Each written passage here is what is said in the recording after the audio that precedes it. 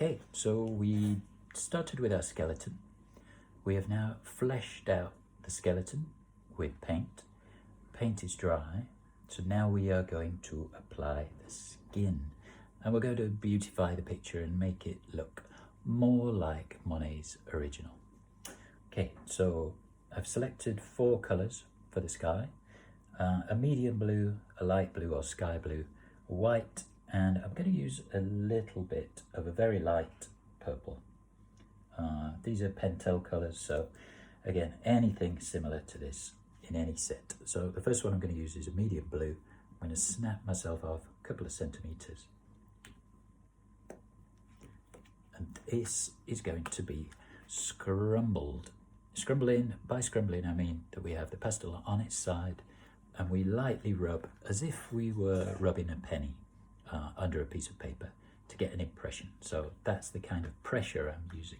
So very lightly scrubbing over the top of 1/3 of the sky. Take it all the way over to the foliage. And that is all I need to do with my medium blue. Now, with the sky blue or light blue, again, I'm going to break off a couple of centimetres.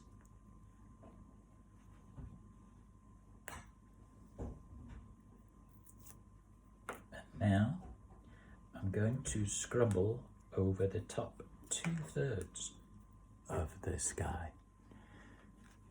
So I'm going to start down here, scrubbling lightly,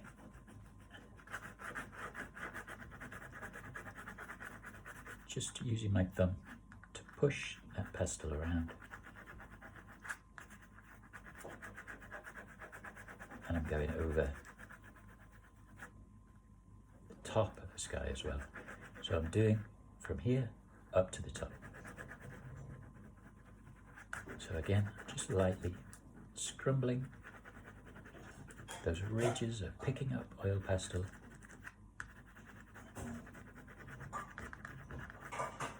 Giving me a surface that I can manipulate.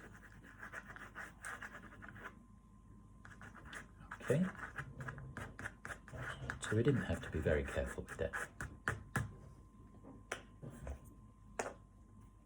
And I'm going to use a little bit of purple in my sky to give it some extra depth.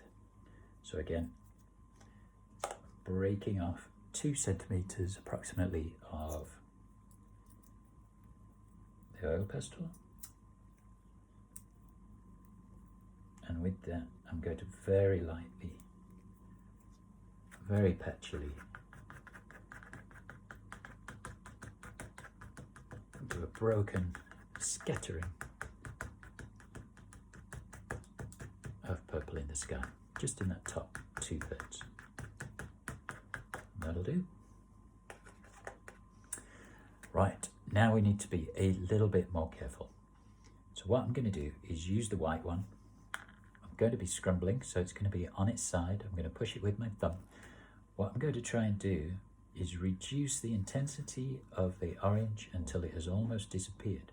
But as I go, I'm going to be shaping the hills, not exactly as they are in the painting, but closely. So what I've got is a curve into a point and a curve into where we meet the trees.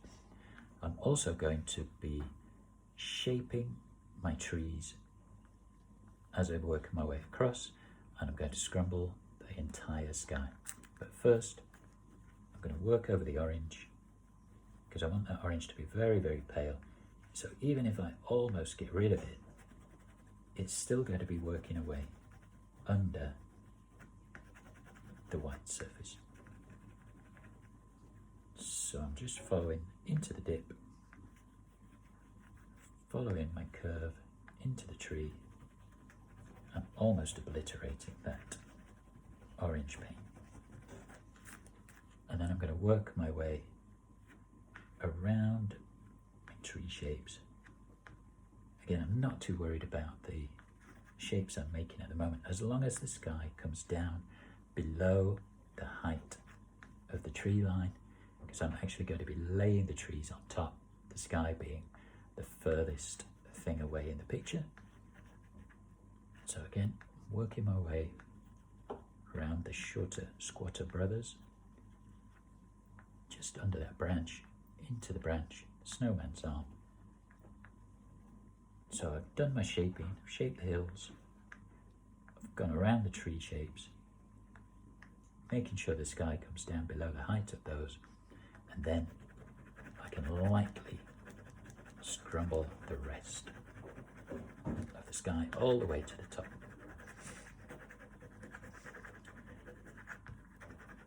So we're covering everything with a malleable surface of oil pastel.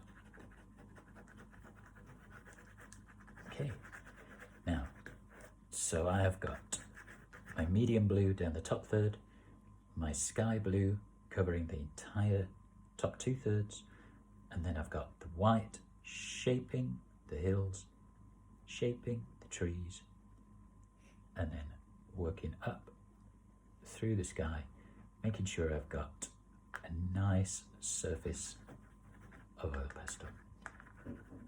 So what I'm going to do next is I'm going to channel clouds. We all know what clouds look like. Nice, fluffy, translucent, mostly white things. So I'm just going to be doing little smudges with my thumb, working from the bottom. So from the top of the hills, just smudging everything in, smoothing out. So when I have, for example, in an area like this where I've got some dark orange next to white, I'm just going to smooth it out with my thumb, feathering as I go, bringing it right into the tree. So I don't want too much texture in something that is supposed to be far away. And in the painting, although it's quite patchy, it is also quite smooth. So I'm smoothing as I go, making sure I haven't got too much texture. Again, it's much lighter at the bottom. So as the white and the blues and the purples blend together, it should be lighter at the bottom, moving to darker at the top. I'll work my way into the foliage area. Okay, so I'll just get rid of those. I've got too much contrast. So I'm just pushing that extra oil pastel into any gaps.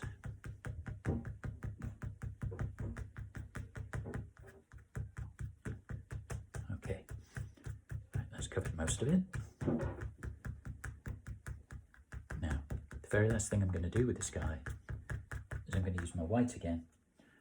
I'm going to give the clouds some edges. So I'm looking at the painting, I'm looking for the brightest areas. So it's actually lighter on the painting here. So again, I'm just going to scrumble in some extra oil pastel to lighten, to give myself some patches of cloud. So I'm just working it in, give myself some soft edges.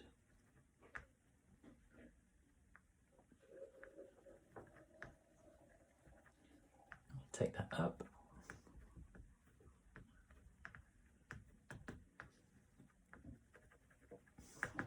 So again, I'm looking at the painting, looking for areas that are lighter.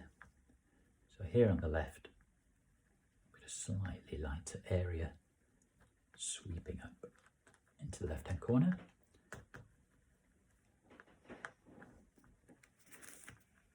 And I'll just put a little bit of extra light on top of the orange section here. And that should give us some real depth and a sense of a real translucent finish to the sky. Okay, now as that dries, it will actually become easier to apply a little bit more oil pastel at the end, so I can add a few little details to the edges of my clouds when it's less wet. So for example there, I can just put a little bit of extra white on and it'll give my clouds some extra form. Okay. Now the next bit I'm going to do is the hills in the background. So for that I'm going to use light blue. Again, I'm going to be scrumbling, not being too careful. I'm just following the curve, and this time I'm going to take it into the sky. So I'm just going above my line, just by lightly scrumbling, making sure my construction lines disappear, and then same on the other side, nice curve. Flat at the bottom, curved at the top. Okay. And then I'm going back to my medium blue, the one I started with at the top of the sky. This time, just going to put my tree here in the middle where that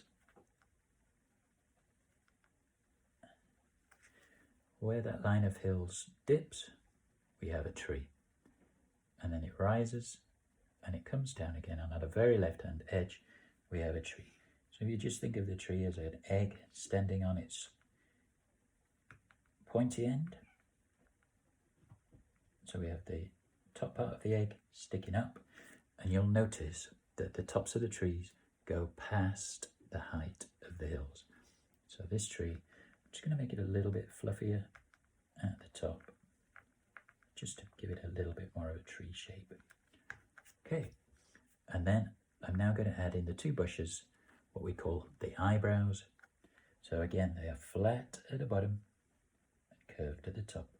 They go to about half the height of the hills. So one on the left and one on the right. And if I just soften the tops, flat at the bottom.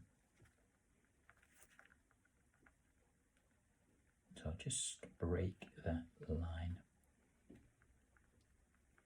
to make them look a little bit more like bushes that are in the dip on the other side of the field. Okay, now I'm going to use the same blue to start shaping my trees. So again, we brought the sky down below the height of the trees. The first tree, we've got the body of the tree sticking out. So I've got a pastel on its side, shaping the bottom, shaping the top.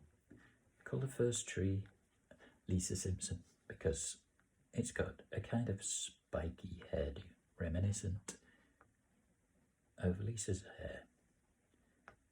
So I'm looking at the shape of the tree, and I'm just trying to match it as closely as I can. So tree number 2, just working in to hide the construction lines now. Flat at the bottom. And then tree number 3, the tallest one.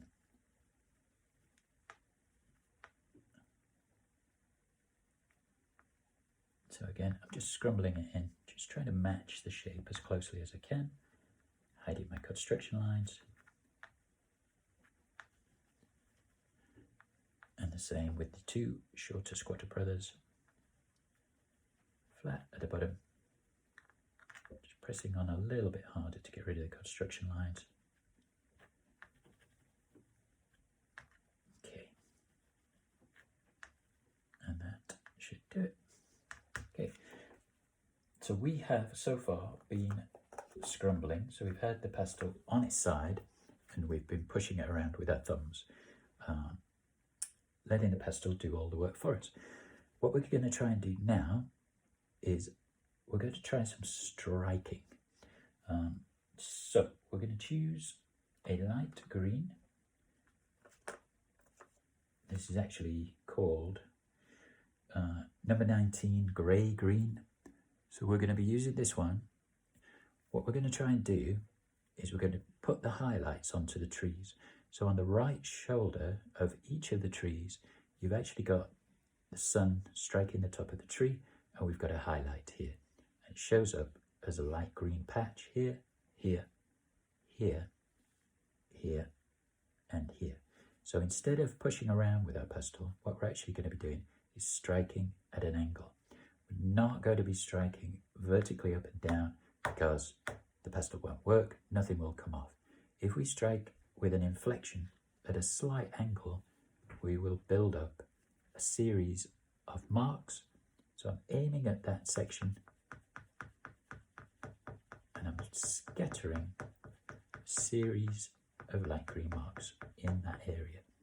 Jump to tree 2, right at the top, scattering with my light green. In the picture you'll actually find that there's a shadow in between where the light catches the top of the tree, and then you've got a kind of U shape here. So I'll leave a little gap and I'll put myself in a U shape. Again, just using the striking method. Okay, and always coming in from this angle, repeating the same stroke over and over again. Tallest tree from the very top. So I'm striking in about 60 degrees, just following the pattern that I see in the painting, where I've got some highlights. Same with the shorter squatter brothers. So on the right shoulders we have foliage catching the light. Okay, now we can switch to our darkest green, which is actually called dark green, number 57. Okay, so with this one we're going to be doing exactly the same thing, but this time I'm aiming to give the tree additional three-dimensional form. So where we've got light here, on the opposite side we're going to have dark. So this time I'm striking to create a shadow.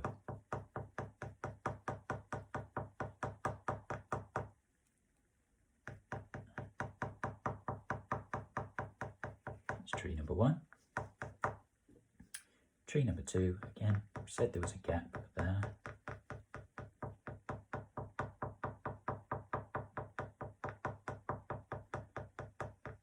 So we'll work our way into the U shape. Tree number 3, tallest tree, just looking for the darkest areas in the painting. Again, if you squint at a painting, it takes out a lot of the detail, and what you find you're looking at is a tone map. So if that helps, feel free to squint away and it'll take away a lot of the detail, and what you'll see actually is only a pattern of lights and darks.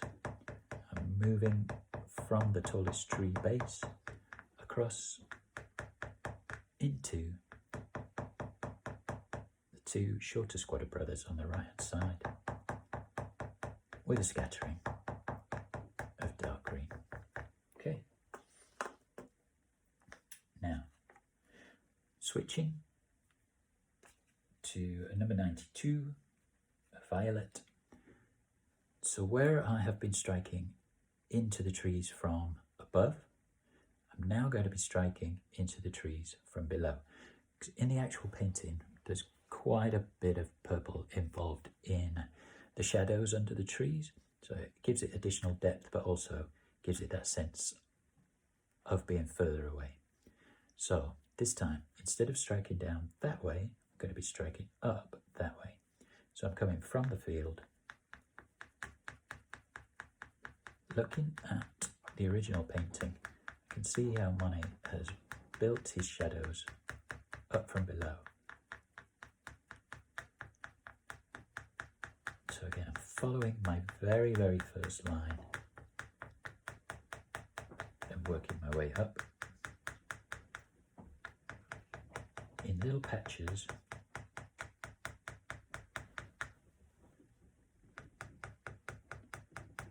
There's a nice triangle there.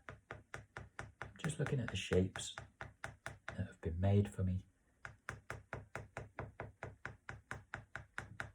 I'm just working my way into them with my violet, making those shadows much more interesting.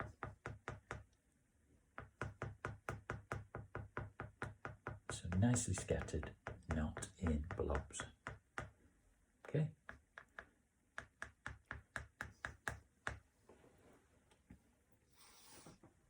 Right. Now, so we've dealt with our sky, we've dealt with the hills in the distance, we've dealt with the trees on the other side of the field. So now we're going to work into the snowman. So the snowman is nice and dark. Dark, strong colours and hot colours are going to come forward. Pale, cold colours are going to recede. So this is how we give the painting its sense of depth. So we are going to use a light green, the grey green, and we're going to use yellow ochre. So what we're going to try and do is recreate the pattern on the trees. So if you look at the original painting, in the top right hand corner you've got a shape, a light green shape. It's literally the foliage sticking out and catching the rays of the sun. So the majority of the tree is in shadow. But just here we have a nice curve of foliage, and reaching out here in the snowman's hairdo we have some foliage here and here catching the light from above, because the light is coming in at this direction. Okay, so we're going to start with the grey green. I'm going to be machine gunning. So I want you to imagine you're on a firing range. You're going to try and cluster your machine gun shots into bunches, but what we don't want is a solid block. So let's have a go. So I'm looking at the original painting and I can see there's a cluster here, so little inflections. I'm just going to try and build that shape, and I'm going to jump, and there's another one, build the shape, jump, another one, nice scattering, jump, right at the top there, and jump, and then just sticking out just here, the furthest point of the snowman's hairdo, which doesn't come out quite as far as the branch here. So just about here, again, I want a nice little cluster, foliage catching the light. Have one or two. Now, so that is the top part. Now I'm going to come down, and there I've got another little cluster. I'm going to jump across. Two small clusters, jump across. I've got a kind of L shape here. So again, I'm just going to build that. Come down below the L and work my way in.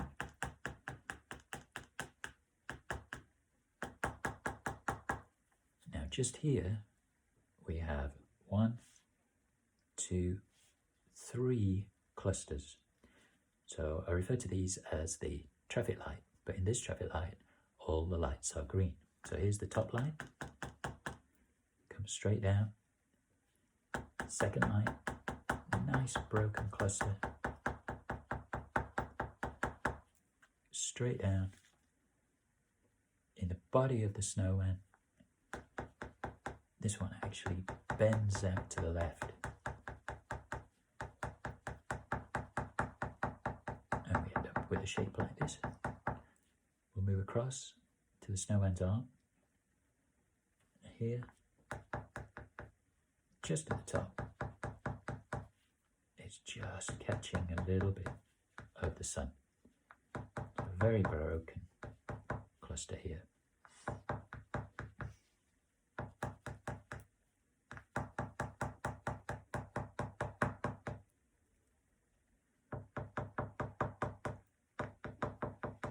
Just a few extra ones in the tree line. There we go. Okay, right. Now we can switch to yellow ochre. So basically all I'm going to do is exactly the same pattern. But as I strike over the grey-green, I'm going to blend some. I'm going to have some pure ochre. I'm going to have some pure grey-green. So I'm just aiming at the same area. Same area.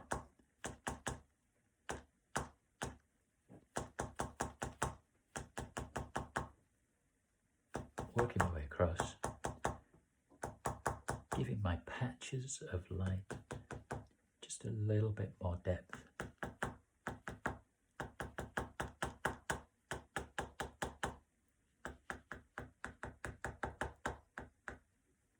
Okay. And then we'll switch to our very lightest green, which is actually called yellow green, number 17. So again, I'm going to repeat the pattern.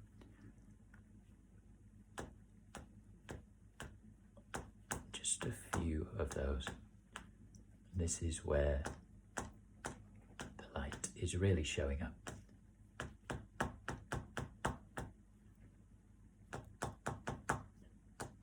So just giving that extra sense of depth.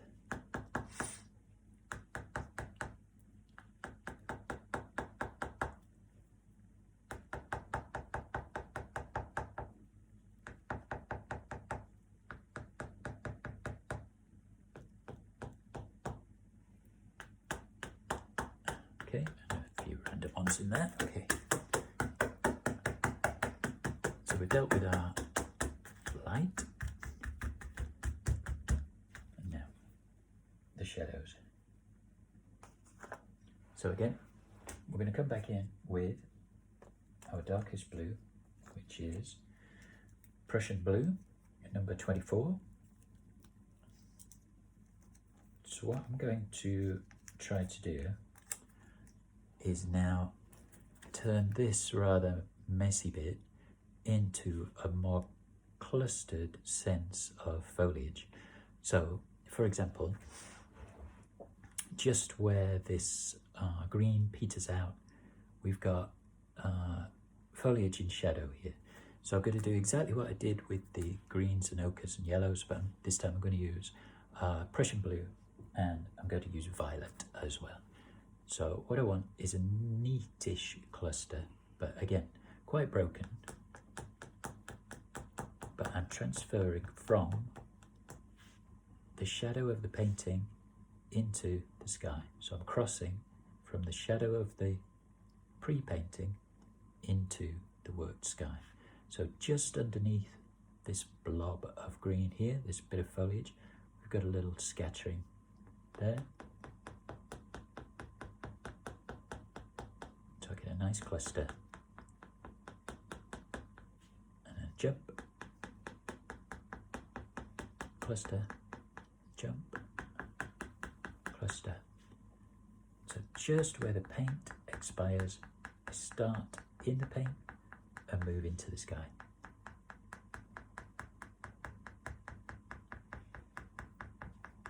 Same on the branch, just following the shapes.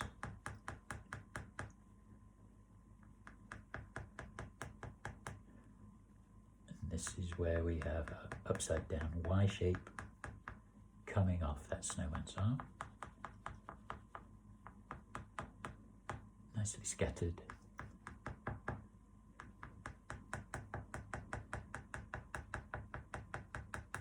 So we're going from the painted side into the pastel side.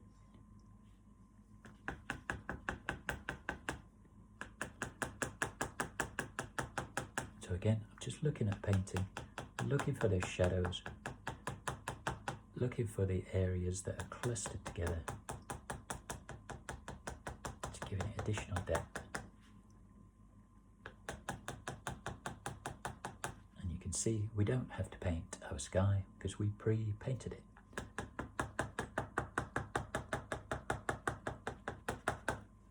Okay,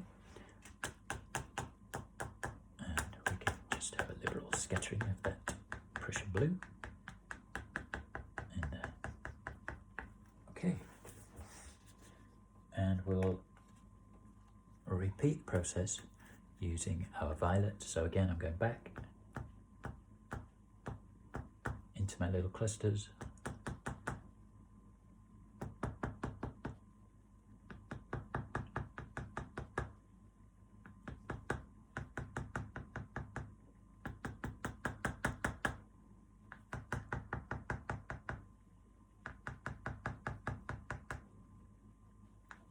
Just following the branch, the upside down Y.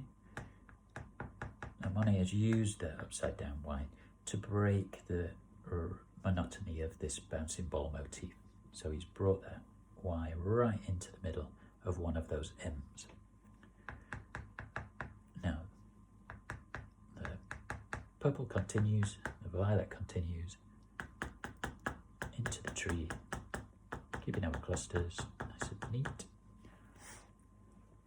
And then within the tree, in the shadow of the foliage, we've got 1, 2, 3 areas of violet. So they're quite large, size of a 50p, nice broken areas. And we're going to complement that with our darkest red, which is number 11 red. So again, where I've got these 3 clusters of purple within the shadows, I'm now going to add a broken cluster of red in each of those patches.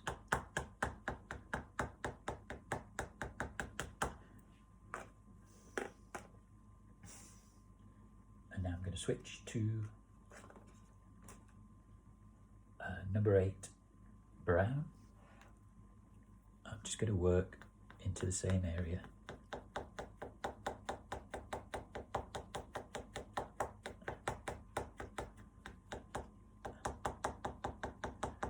Just toning down those reds a little, blending with the purples.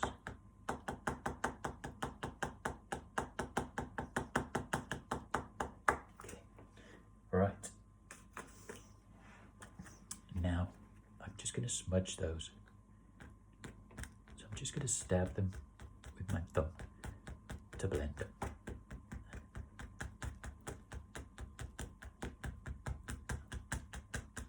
And soften that area of the tree.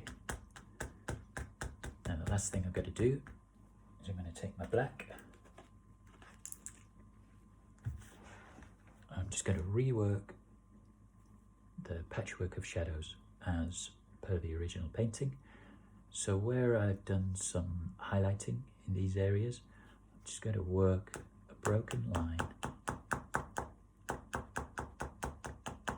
of stabbed black marks to give that extra sense of depth. So we have some darker shadows here on the edge of the tree, where the tree meets the more patchy foliage. Just get an extra touch of drama.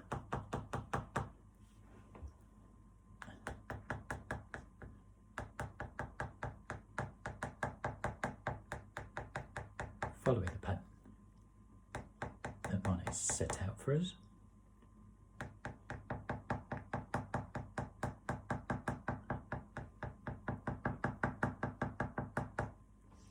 And then into that upside down Y.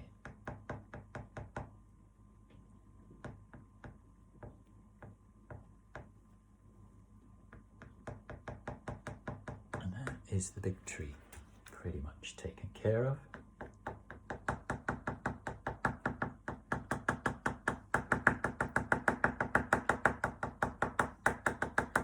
Just have a bit of extra depth there. Just making sure I've knocked out any white bits of paper. Okay.